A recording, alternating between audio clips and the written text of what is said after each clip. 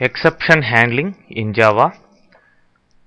చూడండి, an exception is an abnormal condition that rises in a code sequence at runtime, or an exception is a runtime error. మామూలుగా మీరు ఒక programme రాసినప్పుడు ఆ ప్రోగ్రాంలో అబ్నార్మల్గా అన్ఎక్స్పెక్టెడ్గా వచ్చే ఎర్రర్స్నే ఏమంటారు? ఎక్సెప్షన్ అని చెప్పేసి అంటారు. మరి జావాలో ఈ ఎక్సెప్షన్ హ్యాండ్లింగ్ అనేది ఈ రన్ టైమ్ ఎర్రర్స్ని అవాయిడ్ చేసి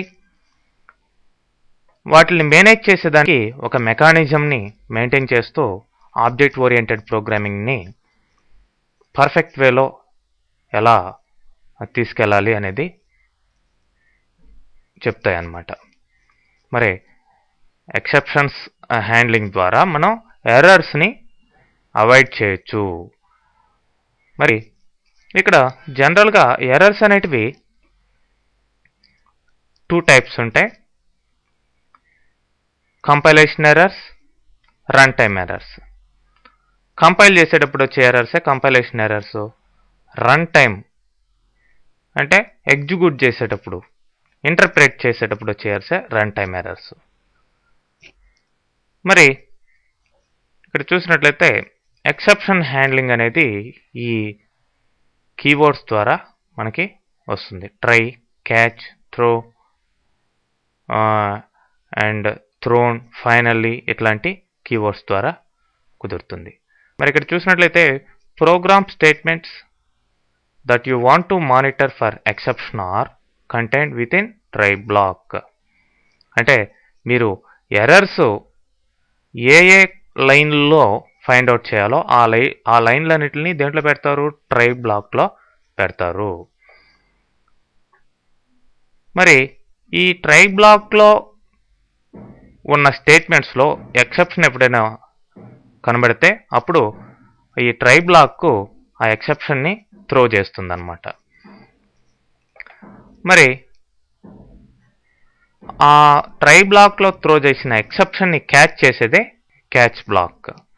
ఓకే, ఆ corresponding error corresponding catch black ద్వారా హ్యాండిల్ చేయబడుతుంది అన్నమాట, క్యాచ్ చేసుకోబడుతుంది. మరి సిస్టమ్ జనరేట్ చేసే ఎర్రర్స్ ఆటోమేటిక్గా జావా రన్ టైమ్ సిస్టమ్ ద్వారా ఆటోమేటిక్గా త్రో చేయబడతాయి. మాన్యువల్గా మీరు కనుక త్రో చేయాలి అంటే ఒక ఎక్సెప్షన్ని త్రో అనే కీవర్డ్ని యూజ్ చేయాల్సిన అవసరం ఉంటుంది. An exception that is thrown out of a method must be specified as such by throws class. Okay, throws అనే క్లాస్ ద్వారా చేయడం జరుగుతుంది. Any code that absolutely must be executed before a method written is put in finally block. So చివరగా మనకి execute కావాల్సిన కోడ్ని అంతా కూడా ఫైనల్ బ్లాక్లో పెడతాం అన్నమాట.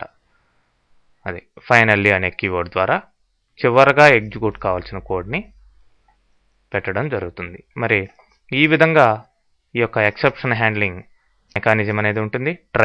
ఈ ట్రైలో మనకు కావాల్సిన స్టేట్మెంట్స్, ఎక్సెప్షన్ని ఎర్రర్స్ని ఫైండ్ అవుట్ చేయాల్సిన స్టేట్మెంట్స్ అన్ని ట్రై బ్లాక్లో పెడతాం. మరి ఇక్కడ ఎర్రర్ కనిపిస్తే ఎలాంటి ఎర్రర్ అనేది దాని కరస్పాండింగ్ క్యాచ్ బ్లాక్ హ్యాండిల్ చేయడం జరుగుతుంది. 1 టైప్ ఆఫ్ ఎర్రర్ అయితే ఇది, అనదర్ టైప్ ఆఫ్ ఎర్రర్ అయితే ఇది, ఇట్లా నంబర్ ఆఫ్ క్యాచ్ బ్లాక్స్ ఉంటాయి. లాస్ట్లో ఫైనల్లీ బ్లాక్ అనేది ఉంటుంది. అయితే ఇక్కడ all exceptions types are sub class of builtin class throwable. అన్నీ కూడా థ్రోయబుల్ అనే క్లాస్కి సబ్ క్లాస్, అంటే మెయిన్ వచ్చేసి థ్రోయబుల్ క్లాస్ అన్నమాట. దాని కింద ఉన్నదే ఎక్సెప్షన్ క్లాస్. థ్రోయబుల్ క్లాస్కి sub class exception class, error అనే క్లాసు. ఓకే, మరి వీటికి ఈ ఎక్సెప్షన్ క్లాస్ కింద మళ్ళీ కరస్పాండింగ్ ఎక్సెప్షన్స్ అన్నీ కూడా ఉంటాయి. ఎక్సెప్షన్స్ని హ్యాండిల్ చేసేదానికి రకరకాల ఎక్సెప్షన్స్ ఇవ్వడం జరుగుతుంది. మరి అబ్నార్మల్ కండిషన్ వచ్చినప్పుడు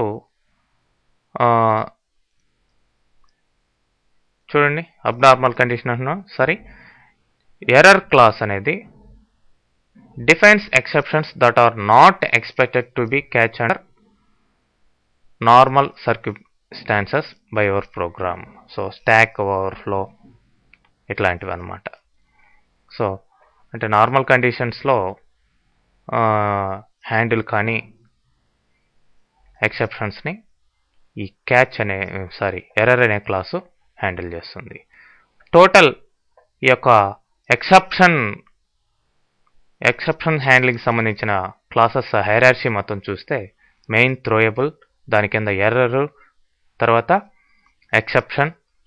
ఎక్సెప్షన్ క్లాస్ కింద మళ్ళీ ఇట్లా input output exceptions, IO and class not found, clone not found, run time exceptions, ఇట్లా మళ్ళీ ఐఓ ఎక్సెప్షన్స్ కింద ఇట్లాంటి హ్యాండ్లింగ్, ఇన్పుట్ అవుట్పుట్ హ్యాండ్లింగ్ చేసే ఈ ఎక్సెప్షన్ సబ్ అంతా కూడా ఉన్నాయి.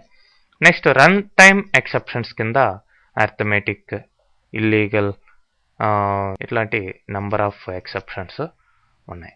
మరి ఎగ్జాంపుల్ ద్వారా చూస్తే మనకి క్లియర్గా ఈ ఎక్సెప్షన్ హ్యాండ్లింగ్ని ఈ మెకానిజం ఎలా వర్క్ అవుతుంది అనేది క్లియర్గా తెలుస్తుంది. ఓకే.